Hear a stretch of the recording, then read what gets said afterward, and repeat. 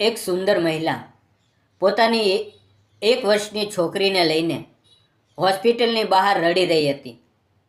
ડૉક્ટરે તેમની પાસે પૈસા ન હોવાથી છોકરીને હોસ્પિટલમાં દાખલ કરી નહોતી. તેની આંખોમાં દુઃખ સ્પષ્ટ દેખાતું હતું. તે સમયે મારું મન અને દિલ પીગળી ગયું. હું તેની પાસે ગયો અને મેં તેની મદદ કરી. તેને ઈલાજ માટે પૈસા આપ્યા અને પછી તેને મારા ઘરે કામ પર રાખી લીધી. એક સાંજે અમે બંને વાતો કરી રહ્યા હતા ત્યારે મેં તેનો હાથ મારા હાથમાં લીધો અને પછી કંઈક એવું બન્યું. તો નમસ્કાર મિત્રો, મારું નામ હિંમત છે. હું પ્રાઇવેટ કંપનીમાં નોકરી કરું છું. મારી ઉંમર 35 વર્ષની છે. મારા એક સગા એક મોટી હોસ્પિટલમાં દાખલ હતા. હું તેમની ખબર અંતર પૂછવા દવાખાને ગયો હતો. જ્યારે તેમના ખબર અંતર પૂછીને પાછો બહાર નીકળી રહ્યો હતો ત્યારે અચાનક એક એવું દ્રશ્ય મારી નજર સામે પડ્યું કે મારા રૂવાડા ઊભા થઈ ગયા. લગભગ 30-32 વર્ષની એક મહિલા તેની 1 વર્ષની છોકરીને ગોદમાં લઈને જોર જોરથી રડી રહી હતી. તે ડૉક્ટરને વિનંતી કરી રહી હતી કે મારી છોકરીને દાખલ કરી લો. મારી છોકરી બેભાન થઈ ગઈ છે. મારી પાસે અત્યારે પૈસા નથી, પરંતુ હું કાલે પૈસા લઈ આવીશ. તેના અવાજમાં દુઃખ અને આંખોમાં આંસુ દેખાતા હતા. છોકરીના નિષ્ક્રિય શરીરે મારું દિલ હલમચાવી નાખ્યું, પરંતુ તે ડૉક્ટર તેની વાત સાંભળતા જ નહોતા. તે લોકોને કોઈની જિંદગી કરતાં પૈસા વધારે મહત્ત્વના લાગતા હતા. આ બધું જોઈને મને ખૂબ ખરાબ લાગ્યું અને ખૂબ જ દુઃખ થયું. મારા મનમાં વિચાર આવ્યો કે આજકાલના માણસને ફક્ત પૈસાની જરૂર છે. કોઈનો જીવ બચાવવાની કિંમત જ નથી. હું તે મહિલાને એક તરફ લઈ ગયો અને તેને પૂછ્યું, શું થયું છે? તમારી છોકરીને મને બધી વાત કરો. હું તમારી મદદ કરું છું. તે રડતા રડતા બોલી, સાહેબ, મારી દીકરીને 2 દિવસથી તાવ આવે છે. તેનું શરીર ખૂબ તપે છે અને આ છેલ્લા 2 કલાકથી તે બેભાન છે. મારા ઘરની હાલત ખૂબ ખરાબ છે. હું એકલી જ રહું છું અને વિધવા છું. મહેરબાની કરીને મારી દીકરીને હોસ્પિટલમાં દાખલ કરાવી આપો. હું મારા ઘરેણાં વેચીને કાલે પૈસા આપી દઈશ. તેની વાતોએ મારા દિલને ઊંડે સુધી અડી લીધું. હું તરત જ ડૉક્ટર પાસે ગયો અને છોકરીને દાખલ કરવાનું કહ્યું. પછી મેં ઓનલાઈન 10,000 રૂપિયા ડિપોઝિટ ભરી દીધી. પૈસા આપવાની સાથે જ ડૉક્ટરોએ તરત જ ઈલાજ શરૂ કરી દીધો. તે મહિલા મારા પગે પડવા લાગી, પરંતુ મેં એને કહ્યું, તમે તમારી દીકરીનું ધ્યાન રાખો. મારી વાતોથી તે થોડી શાંત થઈ અને પછી બોલી, સાહેબ, મને માફ કરી દો. મારે આવું નહોતું કરવું, પરંતુ મારી પાસે પૈસા નહોતા અને ડૉક્ટરો મારી કોઈ વાત સાંભળતા નહોતા. મને સમજાતું નહોતું કે હું શું કરું. તે મારો ખૂબ આભાર માનવા લાગી. પછી મેં તેને મારા ઘરનું કાર્ડ આપ્યું અને કહ્યું, જો પૈસાની વધારે જરૂર પડે તો તરત મારી પાસે આવજો. અત્યારે હું થોડો જલ્દીમાં હતો એટલે ત્યાંથી ઘરે ચાલ્યો ગયો. પરંતુ રાત્રે જમીને હું સૂવા ગયો ત્યારે વારંવાર હોસ્પિટલનું દૃશ્ય મારી આંખો સામે આવતું હતું. તે સુંદર મહિલા પોતાની છોકરીને છાતી પર રાખીને રડી રહી હતી. એમાં શું બાળક, એ માની લાચારીતા મારા દિલમાંથી આ દૃશ્ય જવાનું નામ લેતું નહોતું. મને ખૂબ ખરાબ લાગતું હતું. મનમાં વારંવાર એક જ વિચાર આવતો હતો કે તેમની જેમ કેટલા બધા લોકો હશે જે પૈસાના અભાવમાં પોતાની જાન ગુમાવી દેતા હશે. આમ વિચાર કરતાં કરતાં રાત ક્યારે પસાર થઈ ગઈ ખબર જ ન પડી. સવારે હું ઝડપથી તૈયાર થયો અને મારી ગાડી લઈને ફરીથી તે મહિલા અને છોકરીને જોવા હોસ્પિટલમાં ગયો. તે પોતાની છોકરી પાસે બેસેલી હતી. હું દરવાજા પર પહોંચ્યો. તેણે મને જોયો ત્યારે તે ચોંકીને તરત ઊભી થઈ ગઈ અને તે બોલી, સાહેબ, તમે? હું સ્મિત કરીને બોલ્યો, બસ એમ જ. તમારી છોકરીની ચિંતા થઈ તેથી જોવા આવ્યો છું. હું તો છોકરી માટે નાળિયેરનું પાણી, બિસ્કિટ અને તે મહિલા માટે જમવાનું લઈને આવ્યો હતો.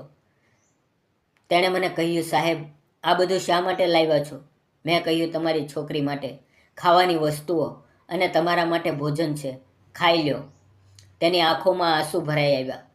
મેં તેને ખુરશી પર બેસાડી અને કહ્યું, તમે આરામથી ભોજન ખાઓ, ત્યાં સુધીમાં હું ડૉક્ટરને મળીને આવું છું. હું ડૉક્ટર સાહેબ પાસે ગયો. ડૉક્ટરે મને કહ્યું કે છોકરીને ટાઇફોઇડ થયો છે. તેનો ઈલાજ ચાલી રહ્યો છે. થોડું ધ્યાન રાખવું પડશે. અને ડૉક્ટર સાહેબને કહ્યું, સાહેબ, પૈસાની બિલકુલ ચિંતા ન કરશો. છોકરી સારી થવી જોઈએ. જેટલો પણ ખર્ચો થશે તે હું આપીશ. ડૉક્ટરે હા કરી. હું પાછો છોકરીને જોવા ગયો ત્યારે તેની માં તેની બાજુમાં જ બેઠેલી હતી. મેં તેને પૂછ્યું, તમારું નામ શું છે? તમે ક્યાં રહો છો અને શું કરો છો? મને થોડું તમારા વિશે જણાવો. મારી વાત સાંભળીને તેની આંખો આંસુથી ભરાઈ આવી. તે બોલી, મારું નામ રેખા છે. હું બાજુમાં ઝૂંપડપટ્ટીના કિનારે રહું છું અને હું વિધવા છું. મારા પતિનું રોડ અકસ્માતમાં અવસાન થઈ ગયું. હવે અમારી પાછળ જોવા કોઈ નથી અને જે કામ હોય તે કરી લઉં છું. મારી નાની છોકરીને પાડોશીમાં રહેતા દાદી પાસે મૂકીને હું વાસણ ધોવાનું, ભોજન બનાવવાનું કામ કરતી હતી. પરંતુ થોડા સમયથી ગેસની સમસ્યાને કારણે કામ મળતું બંધ થઈ ગયું છે. એટલે મારી પાસે અત્યારે પૈસા નહોતા. મેં તેને સમજાવ્યું, તમે રડો નહીં, તમારી છોકરીનું ધ્યાન રાખો. હોસ્પિટલનો બધો ખર્ચો હું ભરી આપીશ.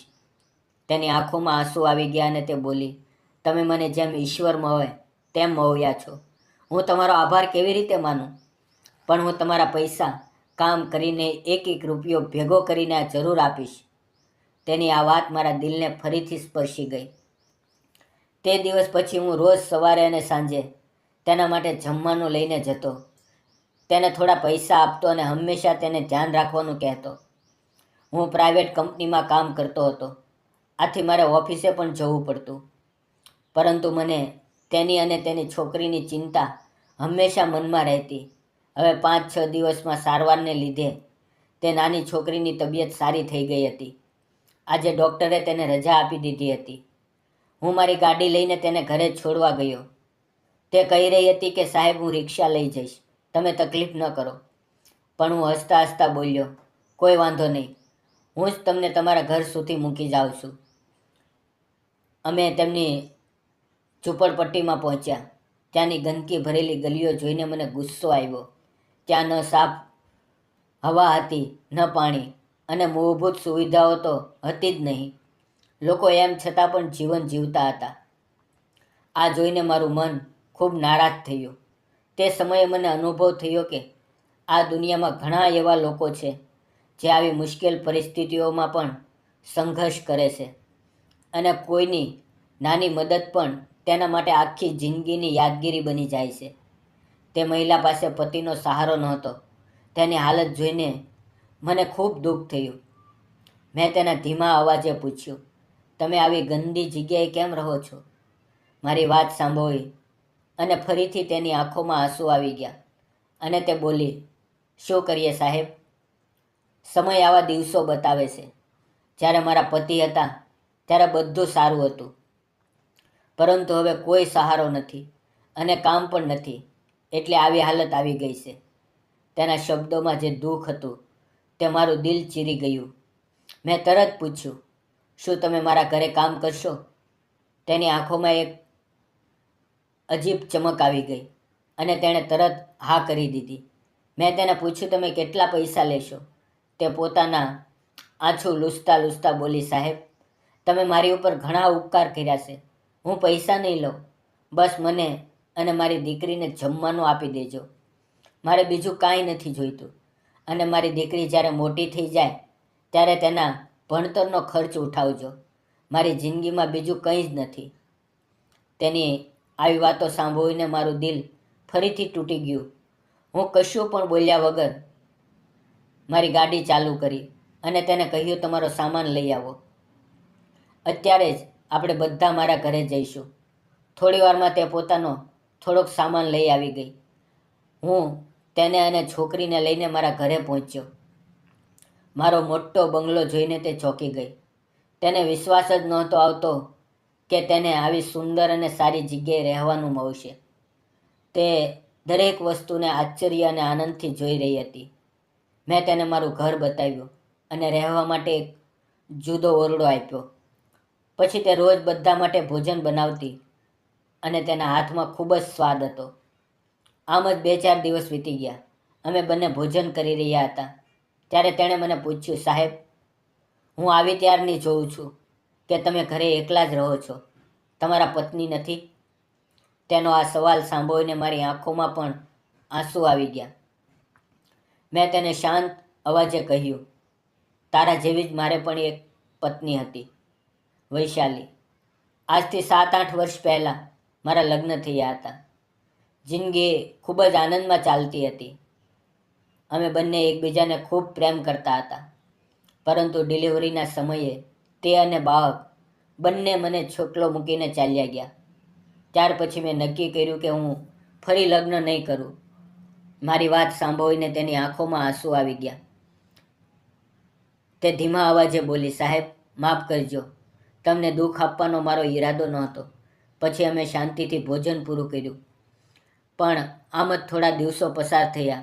તે મારા માટે સવારે સાંજે ભોજન બનાવતી, ગરમ પાણી બનાવતી, ટુવાલ, ટિફિન, બધી વસ્તુ સમયસર રાખી દેતી. ઘરમાં તેની હાજરી અને તેની છોકરીનું હસવું, આ બધું જ મારા દિલને ધીમે ધીમે બદલાવા લાગ્યું. મારા સૂના ઘરમાં જીવવાનું નવું કારણ આવી ગયું હતું. ઘણા સમયથી હું એકલો હતો, પણ હવે એકલપણું ગાયબ થઈ ગયું હતું. તેની નાની છોકરી સાથે મને ખૂબ જ સ્નેહ થઈ ગયો હતો. તેમાં મને મારી દીકરી દેખાતી હતી.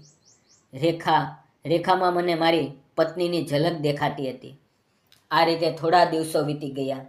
એકવાર સાંજે ભોજન કર્યા પછી હું અને રેખા હોલમાં બેસીને ટીવી જોતા હતા.